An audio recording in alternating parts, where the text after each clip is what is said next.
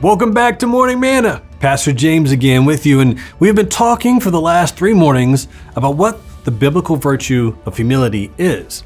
Perhaps it'd be helpful to talk now about what it's not. Humility is not insecurity. People often may mistake personal insecurity for biblical humility, but they are clearly not the same. According to the Bible, it is no sin to know who you are and to know what you are called to. The Apostle Paul is a perfect example. He said this in 1 Corinthians 15:10, "But by the grace of God I am what I am, and his grace toward me was not in vain. On the contrary, I worked harder than any of them, thought it was not I, but the grace of God that was within me." See, Paul knew what he was, and he knew who he was, and when necessary, he spoke openly of those things to other people under his care. The opening line in the epistle to the Galatians betrays no hint of personal or ministerial insecurity. Paul, an apostle, not from men nor through man, but through God, or through Jesus Christ and God the Father. When he had to, Paul could assert his authority.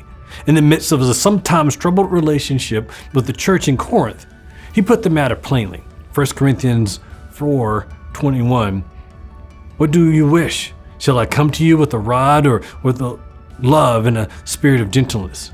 See, knowing who you are, knowing what you are called to, and being diligent in the discharge of your duties in the household of God does not mean that you are proud, or any more than being hesitant, retiring, or unwilling to fulfill your commission makes you humble.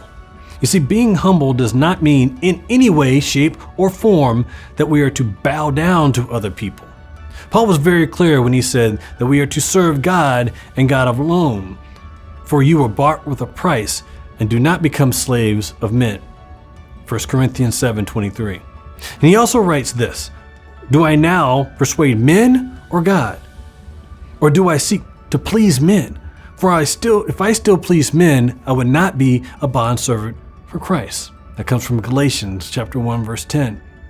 While it's important to be submissive, to accept correction, and remain lowly in our own eyes, as Christians, we are to seek to please God with our lives. We need to fear Him and keep His word. This should be our focus, to humble ourselves under God's will and live and breathe to keep His commands, not to try to meet human demands and expectations. God bless you guys, and we'll see you again tomorrow.